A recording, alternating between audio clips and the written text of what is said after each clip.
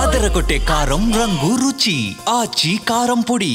ఉగ్రవాద ఆరోపణలతో అలాగే అతను ఆముదము గింజలు క్యాస్ట్రాల్ సీడ్స్ అంటాం కదా, వాటితోటి రెసిన్ అనే ఒక విష పదార్థాన్ని తయారు చేసి దాన్ని వాటర్లోను అలాగే గుళ్ళల్లో ఉన్నటువంటి ప్రసాదంలో కలిపి విషప్రయోగం చెయ్యాలి అన్న యాంగిల్లో చాలా రకాలైనటువంటి ఇల్లీగల్ యాక్టివిటీస్ చేశాడు అని ఇటీవలే గుజరాత్ పోలీసులు మన హైదరాబాద్కు సంబంధించినటువంటి సయ్యద్ అహ్మద్ మొహియుద్దీన్ అనేటువంటి వ్యక్తిని అరెస్ట్ చేశారు. అయితే అతని బ్రదరు సయ్యద్ ఉమర్ ఫారూఖీ ప్రస్తుతం మనతో పాటు ఉన్నారు. ఒక్కసారి ఆయన సోదరుడైనటువంటి ఈయనకు అసలు ఏం తెలుసు, ఎందుకు జరిగింది ఇదంతా, ఎలా జరిగింది, హైదరాబాదులో ఇంత జరుగుతున్నా డాక్టర్గా ఉన్నటువంటి ఒక ఉన్నత చదువులు చదివినటువంటి వ్యక్తి ఇలాంటి పనులు ఎందుకు చేశాడు, హైదరాబాద్లో ఇంత జరుగుతున్నా వీళ్ళకి తెలియకుండా ఉండిందా, ఇవన్నీ కూడా ఒకసారి ఆయన అడిగి తెలుసుకుందాం. అసలు ఏం జరిగిందండి, అసలు మీ బ్రదర్కి సంబంధించి మీకేం తెలుసు? అతను మంచి చదువుకున్నాడు, చైనాలో ఎక్కడో MBBS చేశాడని విన్నాము. అంత పెద్ద చదువు చదివినటువంటి వ్యక్తి ఇలాంటి కార్యకలాపాలకి ఎందుకు పాల్పడుతున్నాడు? అసలు మీకు ఏం తెలుసో మొత్తం చెప్పండి. भाई वेडनेसडे दोपहर में यहाँ से बिजनेस के लिए बोल के गुजरात के लिए निकले। बिजनेस के लिए गए। उसके बाद में थर्सडे फ्राइडे सैटरडे के दिन मैं मदरसे में था, स्कूल में. మీరు ఎక్కడ పని చేస్తారు? మీరు తెలుగులో చెప్పండి, వీలైనంత తెలుగులో మాట్లాడండి, పర్వాలేదు. నేను సాటర్డే మదర్సాలో వెళ్ళిన, అక్కడ చదువుతూ ఉన్నా. ఆ లోపల ఆ టైంలో కాల్ వచ్చింది ATS కంట్రోల్ రూమ్ నుంచి. వాళ్ళు ఫోన్ నేను కాల్ బ్యాక్ చేసిన, అయితే వాళ్ళు ఏం చెప్పారు, మీరు సయ్యద్ ఉమర్ ఫారూఖా అంటే, నేను అవును అంటే, మీ బ్రదర్ బిగ్ బ్రదర్ ఎవరు, డాక్టర్ సయ్యద్ అహ్మద్ అంటే, బరాబర్ ఆయన మా కస్టడీలో ఉన్నారు, మనం ఆయనకి మన కస్టడీలో రిమాండ్లో తీసుకున్నామంటే, నేను అది డిజిటల్ ఫ్రాడ్ అనుకున్నా. ఇవాళ మధ్యలో చాలా ఎక్కువ ఇది డిజిటల్ ఫ్రాడ్ అయినాయిగా, అలానే అనుకున్నా. కానీ అది వాళ్ళు మాట్లాడించారు. అయితే నేను మాట్లాడినా, అప్పుడు నాకు తెలిసిపోయింది ఇది మా అన్నే అని. అన్నని అడిగినా ఏమైంది అని అంటే, ఆయన చెప్పాడు, నేను ఇక్కడ నాకు బిజినెస్ అని పిలిచారు, పిలిచి నేను అక్కడి నుంచి ఏదో వాళ్ళు తేమన్నారో అది ఇచ్చేసా. రిప్లైలో అమౌంట్ ఇస్తారు కదా, అమౌంట్ ఇస్తారు అని అమౌంట్ బ్యాగ్లో పెట్టి ఇచ్చామని కార్లో పెట్టారు. నేను ఓపెన్ చేసి చూసిన, దానిలో ప్యాక్స్ ఉన్నాయి. ప్యాక్స్ ఉంటే నేను ఏంటి అమౌంట్ ఎక్కడ అంటే, దీనిలో అమౌంటే ఉన్నాయి, మీ అమౌంట్ అని చెప్పారు. నేను ఓకే అని పెట్టుకొని బయలుదేరిన. కొంచెం దూరం వెళ్ళిందిగానే ATS టీం వచ్చారు, నాకు స్టాప్ చేసి, మనం ATS కంట్రోల్ రూమ్ నుంచి వచ్చినాం, ఇది చెకింగ్ చేయాలి అని చెప్పారు. చెకింగ్ చేశారు. అప్పుడు మా అన్న కూడా ముందు ఉన్నారు.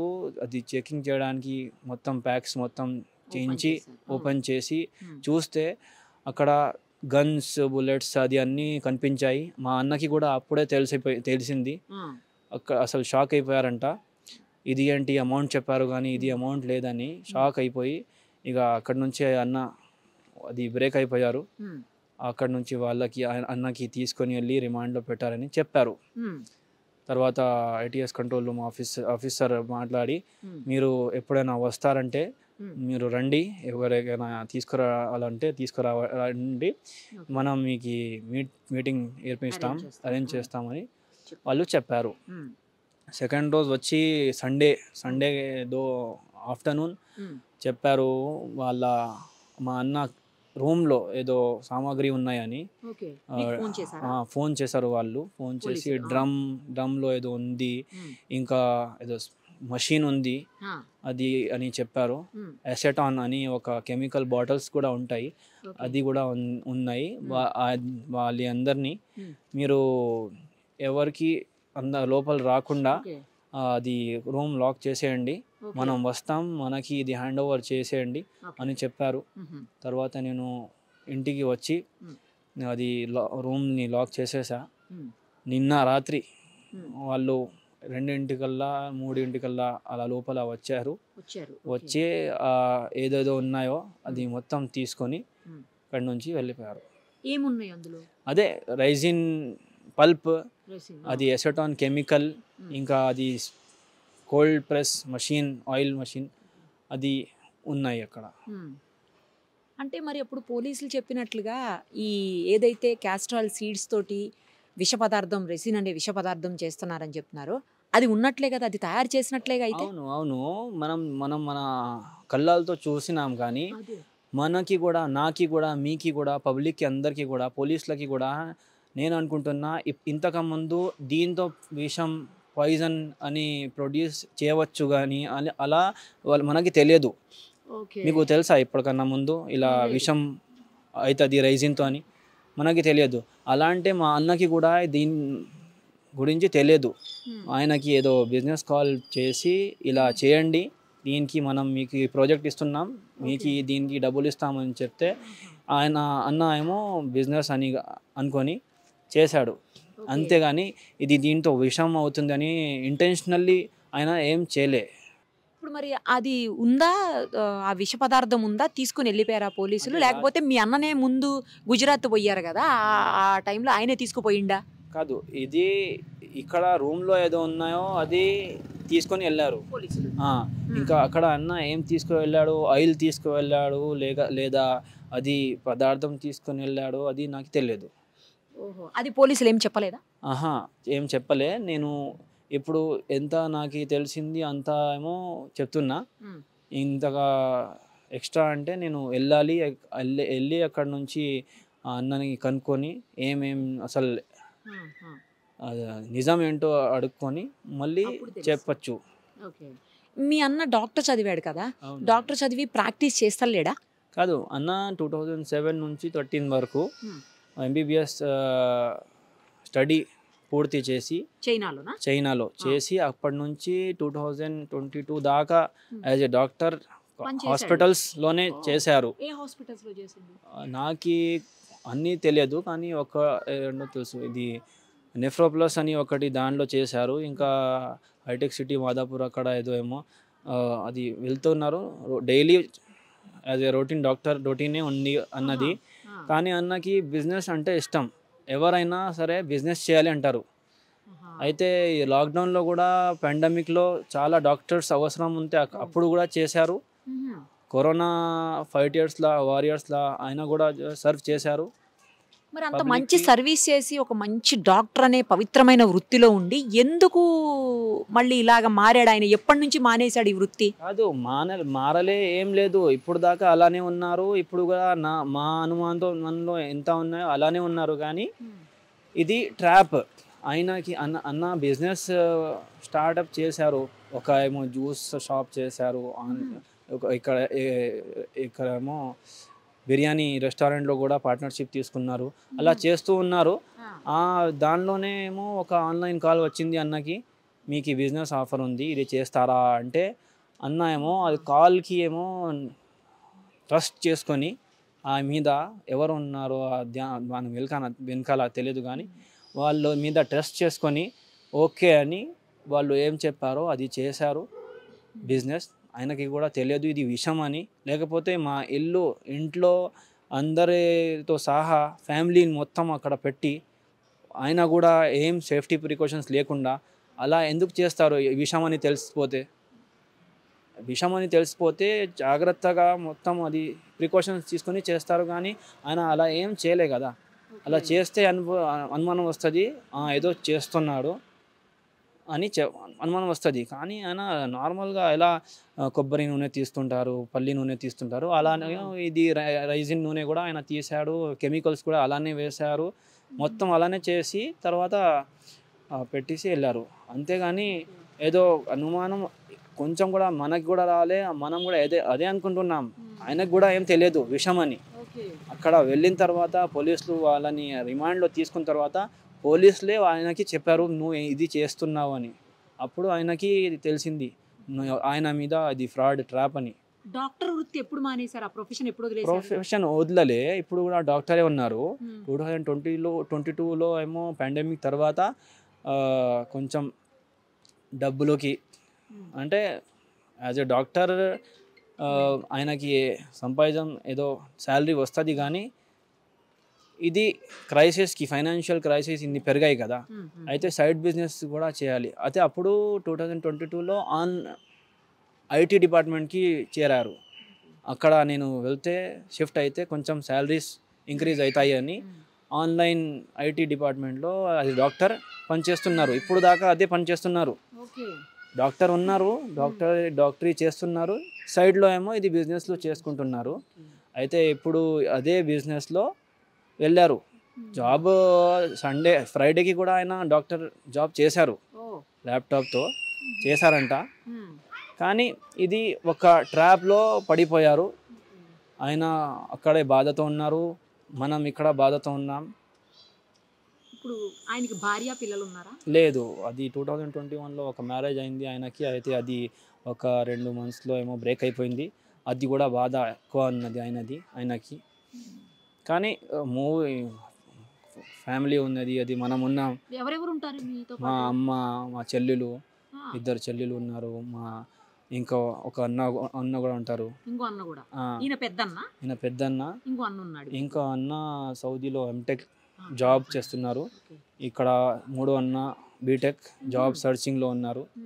మొత్తం మనం ఎడ్యుకేటెడ్ ఫ్యామిలీయే. ఇది విషయాలు అది ఇది నాన్నగారు లేరు. అయితే ఇది విషయం అది ఇది అని మనకి దీంతో ఏం సంబంధం లేదు. కానీ ఇప్పుడు ట్రాప్లో పడిపోయాం. అయితే ఏమేం చెప్తున్నారో అది వింటున్నాం. ఎవరికి ఎంత నోరు ఉంది అంత మాట్లాడి చెప్తున్నారు, కానీ వాళ్ళ దగ్గర కూడా ఇది ఏం అది లేదు, ఎవిడెన్స్ లేవు. కానీ ఇప్పుడు ఉన్నాయి, మన నోరు ఉంది, మన మాట ఉందని చెప్తున్నారు, కానీ అది నిజం కాదు. ఇప్పుడు ఇన్వెస్టిగేషన్ టీం నిజంగా ఇన్వెస్టిగేట్ చేయాలి. అన్నకి ఎవరు ట్రాప్లో పడేశారో వాళ్ళని పట్టి వాళ్ళని శిక్షించాలి. ఇంకా మా అన్నని ఏమో ఇంకా ఈయన మీద కూడా ఇన్వెస్టిగేట్ చేయాలి. ఈయన తప్పు చేయకపోతే ఈయనని ఏమో వదిలేయాలి, ఆ సమ్మానంతో వదిలేయాలి. తప్పు చేస్తే మాత్రం మీరు కానీ నేను కానీ ఎవరైనా తప్పు చేస్తే ఇలాంటి తప్పులకి అయితే శిక్ష పడాలి. ఎందుకంటే ఇది ఇస్లాం అనేది మనకి ఇలాంటిది నేర్పించదు. ఎప్పుడు ఏం చెప్తారు దాని బ్రదర్హుడ్ అని, ఇక హ్యూమానిటీ, అది ఇది ఇస్లాం టీచింగ్స్ ఉన్నాయి. మనం ఇది చేయాలి. మన మీ ఇండియన్ కంట్రీ కాన్స్టిట్యూషన్ కూడా మనకి ఇదే టీచింగ్స్ ఇస్తుంది. కానీ ఇలాంటిది పనులు చేస్తే ఎవరికైనా శిక్ష పడాల్సిందే. ఎవరైనా వాడిని కాపాడాలనుకున్నారో అది రాంగ్. కరెక్ట్ చెప్పినారు మీరు. తప్పు చేస్తే శిక్ష పడాల్సిందే. ఎస్. ఇప్పుడు అతనికి ఎంత ఉంటుంది పర్ మంత్ ఇన్కమ్ ఎంత ఉంటుంది? ఇప్పుడు ఆయనకి తెలియదు, కానీ ఆయన పెద్ద అన్న ఎంత అప్రాక్సిమేట్లీ నేను చెప్పొచ్చు అంటే 70, 75, 80 అలా ఉండొచ్చు. అయితే ఈ కాలంలో 70, 75, 80 అది నార్మలే. అది మీకు ఇస్తారా లేకపోతే ఆయన్నే యూస్ చేసుకుంటారా? కాదు, ఇప్పుడు ఏమో కొన్ని రోజుల నుంచి కొన్ని మంత్స్ల నుంచి అది బిజినెస్ అని కొంచెం మైండ్ సెట్ అక్కడ డైవర్ట్ అయ్యి అక్కడ వేస్తున్నారు డబ్బులు. మీకు ఇవ్వట్లే అస్సలు? ఇస్తారు, మనకి కూడా ఇస్తారు. ఎప్పుడైనా ఎక్స్ట్రా ఎమర్జెన్సీ ఉంటే అలా మనకు కూడా ఇస్తున్నారు. కానీ బిజినెస్లో చేరుకున్నారు కదా, అయితే అక్కడ కూడా డివైడ్ అవుతున్నాయి. ఏ టైం నుంచి ఏ టైం వరకు ఇంట్లో ఉంటారు ఆయన?